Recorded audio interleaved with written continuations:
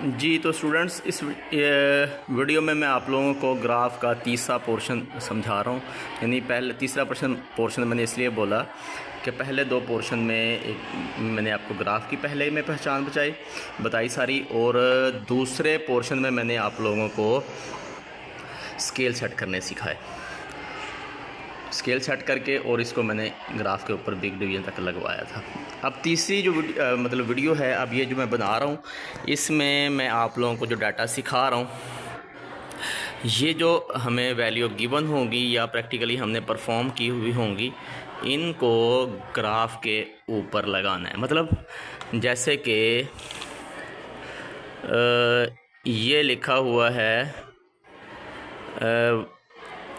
0.58, जैसे ये लिखा हुआ है 0.58 लिखा हुआ है ये वाला। तो फिर इसको हमने इधर कैसे उतारना है, इस जगह पर कहाँ पर 0.58 आएगा वो ढूंढना है हमने।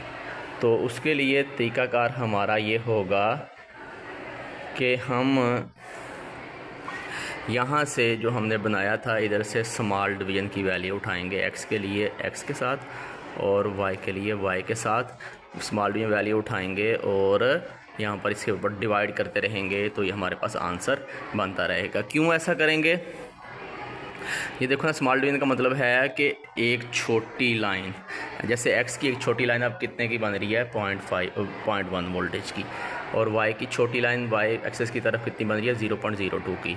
तो एक छोटी लाइन का तो ये वैल्यू हुई, तो ये वैल्यू जो है, जैसे ये 1 लिखा है तो 1 कितनी लाइनों पर बन रहा है, तो फिर एक लाइन है ना, तो एक लाइन को हम लोग 1 पर डिवाइड कर देंगे, तो जितनी लाइनें बनेगी उतनी हमारे पास उधर यहाँ पर वो वैल्यू आ जाएगी। मतलब 0.1 स्मॉल डिवीज़न है, तो पहली वैल्यू है 0 को कैलकुलेटर मैंने रखा हुआ है, इसके ऊपर करके दिखाता हूँ।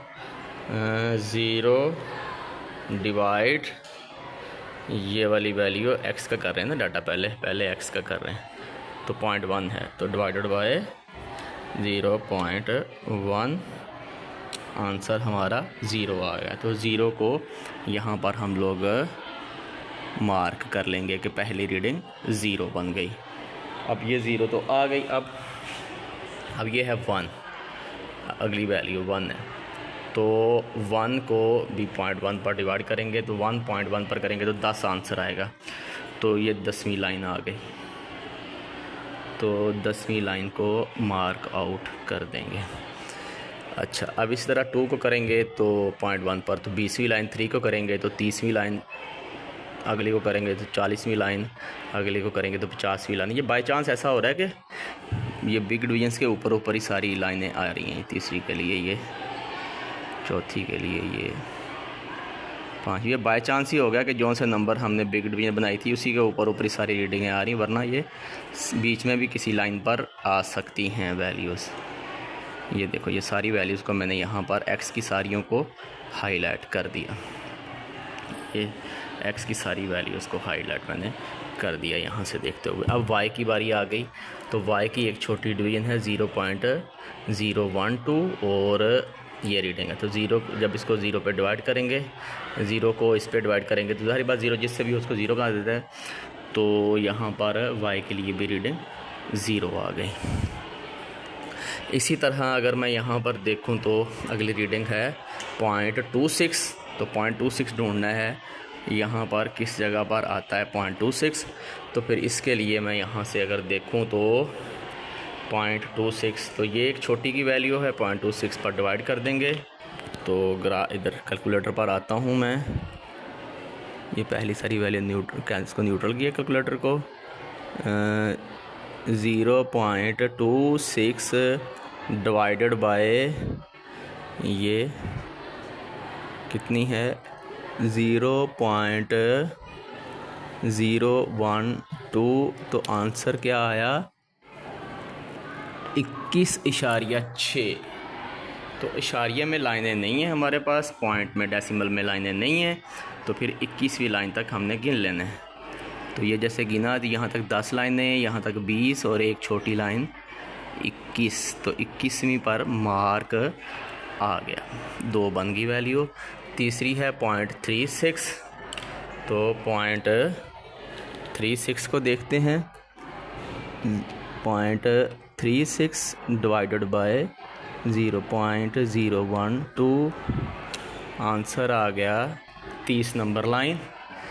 तो यहाँ से गिन लेनी है 10, 20 और ये 30वीं लाइन। ये यहाँ तक हमारे पास ये वैल्यूज़ आ गई। फिर अगली पे देखते हैं 48 है, तो 48, तो यहाँ पर 48 ऊपर प्रोमिनेंट ही नज़र आ रहा है, तो फिर वो लाइन बन रही है ना 40वीं, तो ये आ गया। उसके बाद है हमारे पास ये 0.53 है, 0.53, तो इसको करते हैं जी 0.53 डिवाइडेड बाय 0.012, तो आंसर क्या आया है जी 44.1। तो पॉइंट में नहीं है तो राउंड फिगर करके 44 लाइनें बन गई। यहाँ तक 10, 20, 30, 40 और यहाँ तक 45, ये 44 बन गई, 44 नंबर लाइन ये आ गई। और अगला आखिरी नंबर देख लेते हैं जी, ये है 0.58 है। 0.58 डिवाइड कर देंगे 0.012 पर, तो आंसर क्या आया जी 48.33, तो 48 नंबर लाइन ये यहाँ पर बन गई।